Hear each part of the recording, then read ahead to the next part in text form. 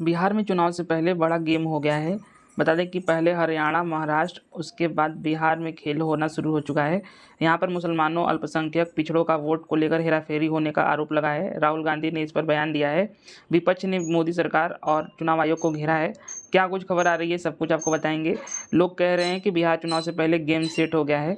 Voter list को इधर सुधर बदल दिया गया है। दोस्तों, चुनाव सर पर है। तारीखों का ऐलान बस कुछ ही दिनों में होने वाला है, लेकिन ऐन वक्त पर फैसला आया है कि जिसने बिहार में सियासी हलचल मचा दिया है।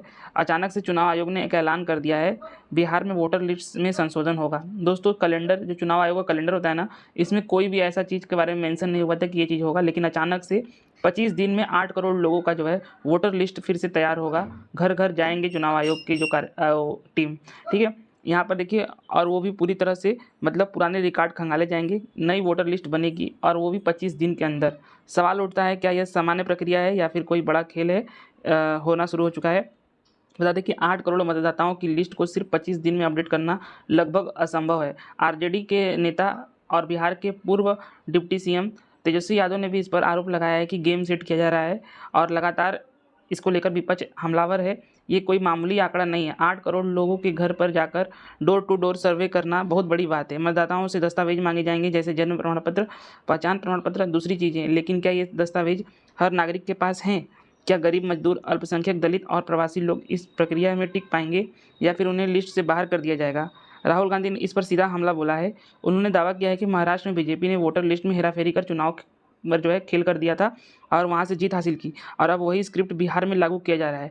उन्होंने सबूत भी दिया है कि कैसे महाराष्ट्र में 29 लाख नए वोटर सिर्फ 5 महीने में जोड़ दिए गए, और वो भी उन्हीं सीट पर जहां बीजेपी को लोकसभा चुनाव में हार मिली थी। ठीक है, जहाँ पर पहले बीजेपी को हार मिली थी, अब वहीं पर जीत मिली है। अब सवाल ये है, क्या बिहार में भी ऐसा ही होने जा रहा है? जहाँ पर बीजेपी को बिहार में हार मिली थी, वहीं पर फिर से खेल होगा।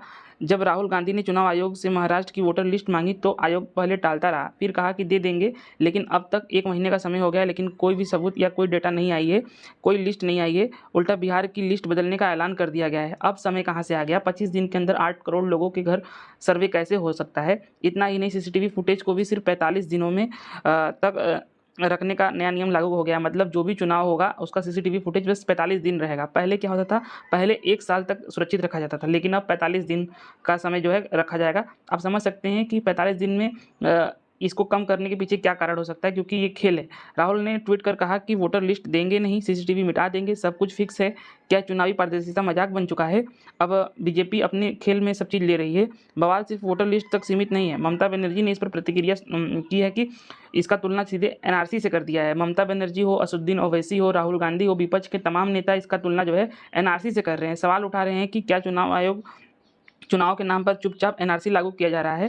क्या यह सारा खेल सिर्फ उन वोटर्स को बाहर रखने के लिए है जो बीजेपी के खिलाफ वोट दे सकते हैं?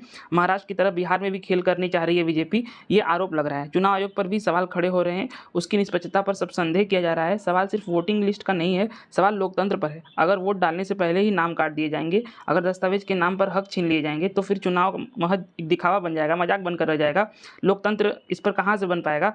बिहार की हवा में सियासी बारूद घुल चुकी है, और अब देखना यह है कि ये खेल किसके पक्ष में जाएगा और किसके खिलाफ पलटेगा। आपको दोस्तों ये खबर कैसी लगी? इस पर आप क्या सोचते हैं? जो 25 दिन के अंदर 8 करोड़ लोगों को फिर से जो है मतदाताओं सूची तैयार की जाएगी, इस पर आप क्या सोचते हैं? कमेंट करके जरूर बताइएगा। वीडियो को लाइक और चैनल को सब्सक्राइब अवश्य करना। मिलते हैं आपसे अगली वीडियो में।